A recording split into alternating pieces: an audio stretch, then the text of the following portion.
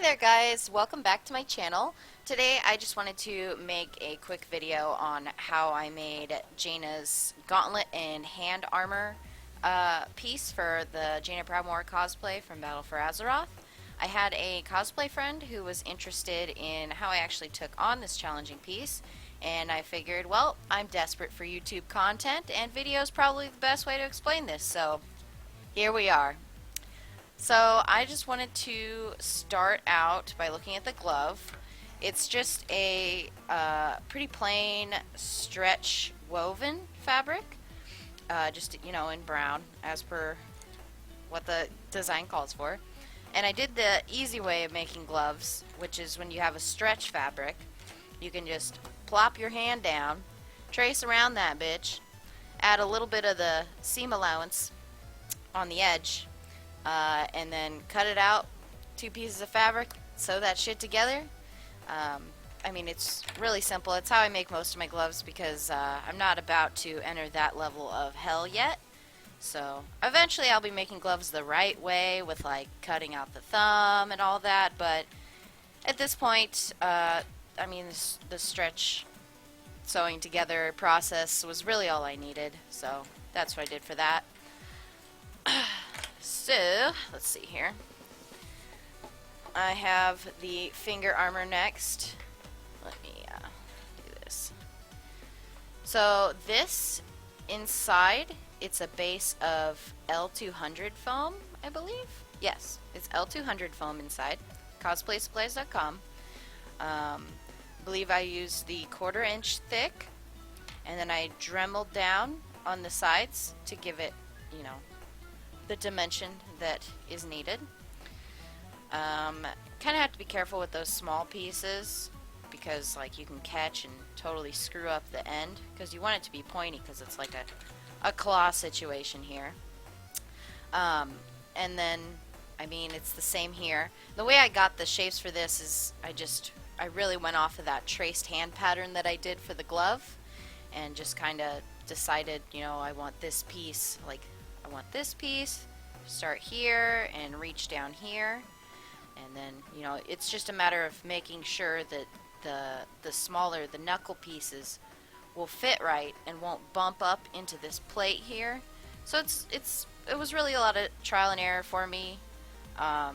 Luckily these are pretty small pieces of foam, so if you screw something up, it's not that terrible of a situation. You can just remake it. Yeah, so I also have them, I covered them in Thibra, which is similar to Worbla.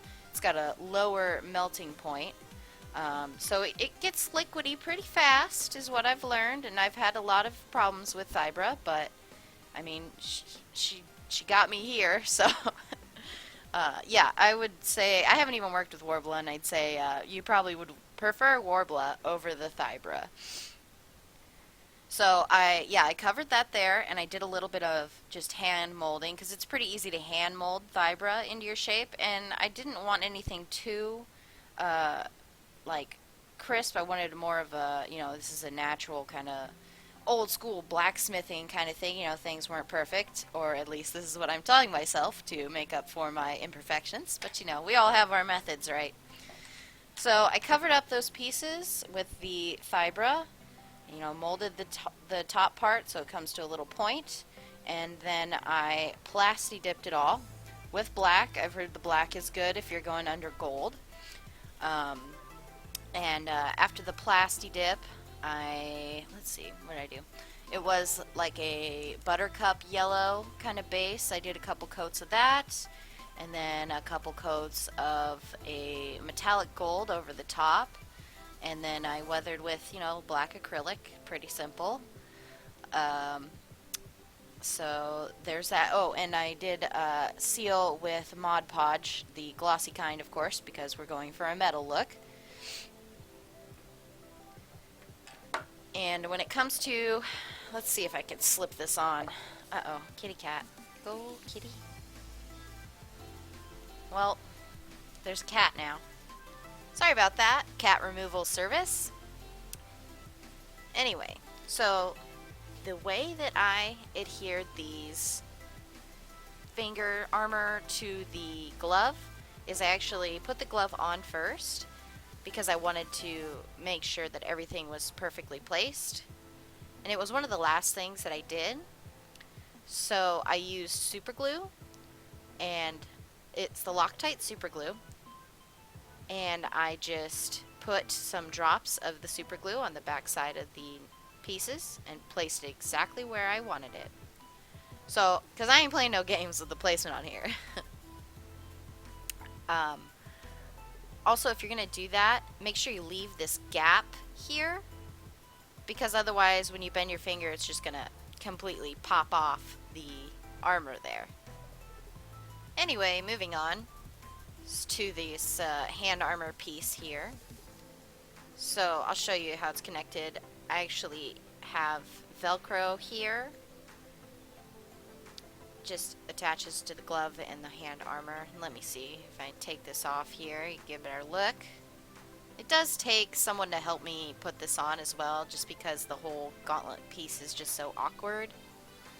It's big, you know, it's not the most mobile thing.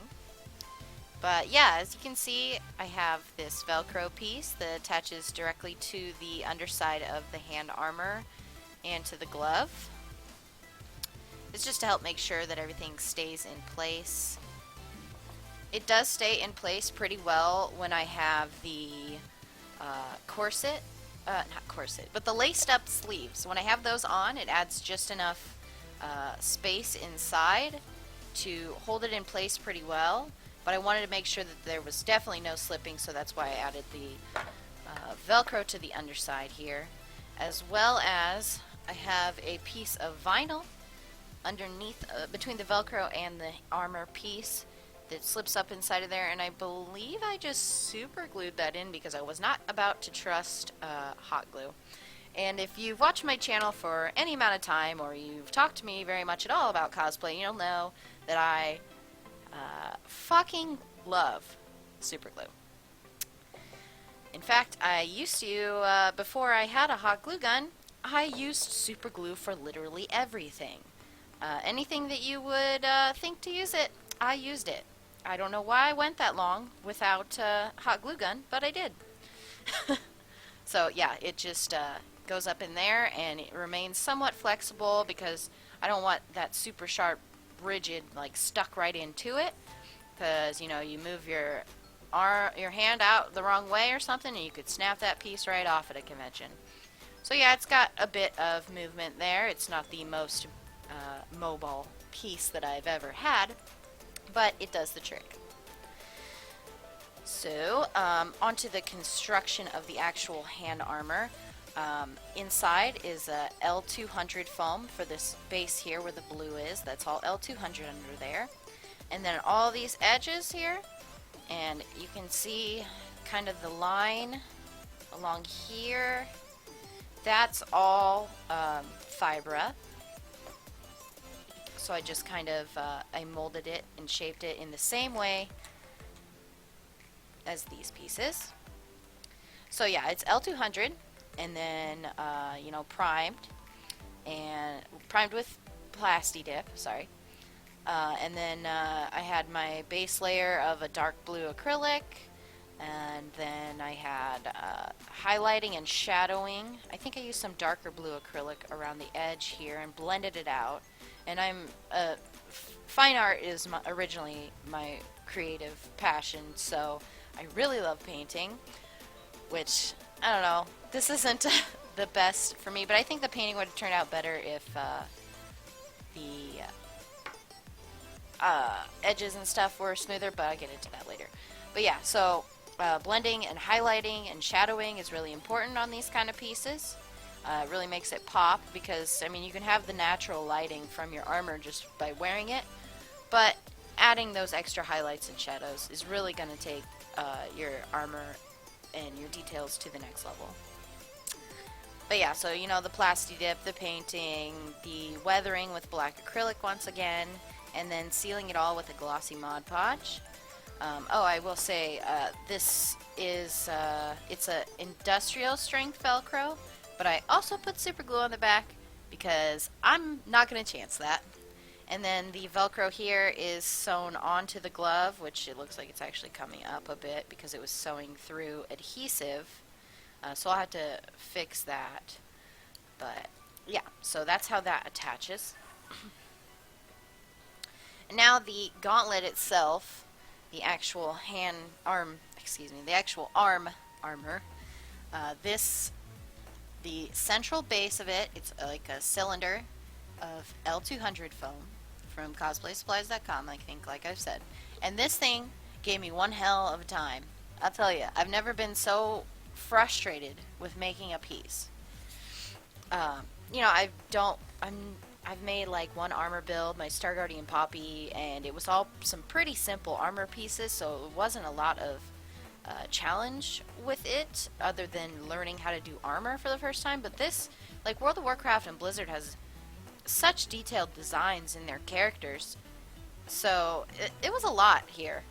And it's definitely not perfect by any means. And I will say that I didn't have the best tools to work with. My Dremel that I had during this process, which I've got a better one now, but it was a single speed Dremel. Scary as hell, going 1,000,000 miles an hour. And I've actually, you know, I dremeled through the top of my nail into my nail bed while trying to make this shit. But yeah, anyway, so L200 foam, it's just a cylinder, and then I built on top of that with some of the thin craft foam sheets, and I tried to blend that into what I used to make this raised edge here, which is it's Thibra over the top of it. So I'm literally building this with Thibra, which, like I said, it's not an easy thing to work with, but if you've got a variable speed Dremel, you could so easily do foam and then just sand it down into perfection. But at the time, I did not have that. I didn't have access to it. Life was difficult, okay? And then around these edges, that's also craft foam, which you can see I cut here to fold in the edges, trying to make it seamless, but that didn't happen. But you can't really see it when it's on and all that. Like, you don't really see it all that much. And then I did a similar process up here, and oh man, if you want to see something ugly, look at that. That is some ugly shit. Yeah, so Thibra, various types of foam, just built up inside. I think I put actually a Thibra edge underneath of this craft foam layer to give it that structure. It feels like Thibra under there, that's for sure.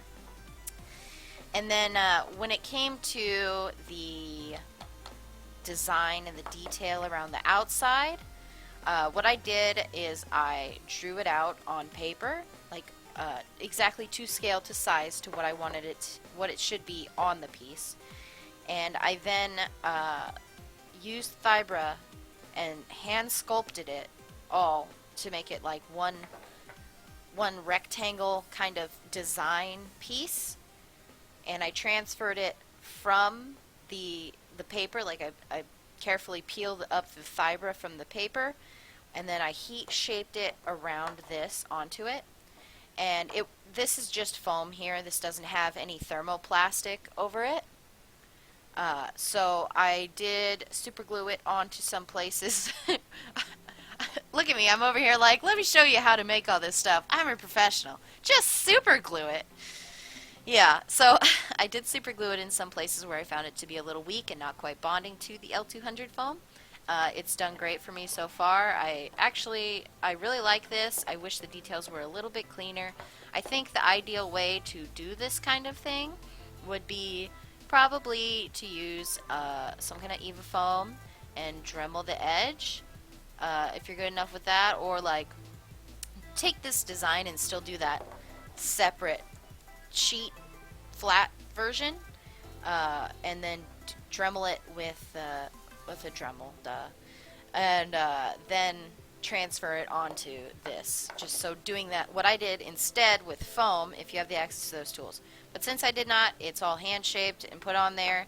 I mean, got some ridges and wrinkly bits and stuff, but I mean, what can you do? You gotta work with what you've got, right? And then of course same painting process as the hand armor and all that. I won't go over that again. But the highlighting was a lot of fun with this. I liked it, highlighting and shadowing. I really like weathering. Yeah, so, I mean, that's pretty much it, I believe. It doesn't get too much more complicated than that. This was a personal hell for me for a long time. I think I worked on it for like, it was like a week. I actually almost had it done, and I just did not like how this part had looked. And so I took it all down and I restarted it. Still not super happy with it, but altogether with the completed cosplay, I like it. I don't hate it. You know, it's not, I'm not angry at it. So yeah, I am happy to explain any other pieces that I've made for Jaina. Just let me know if there's something that you can't figure out or anything like that. My Instagram is at SynergyCraft. My Twitter is at Miss Egoberry. And then I got a Facebook page. SynergyCraft is the name there. I will be coming out with some more content here pretty soon. I'm going to be announcing my next cosplay, which, yeehaw! Am I right? Yeehaw. No, it's going to be a really fun project. It's going to be a massive prop. I believe next week is when I am announcing that. So yeah, like I said, follow me on my social media and stay tuned for more cosplay content in the future.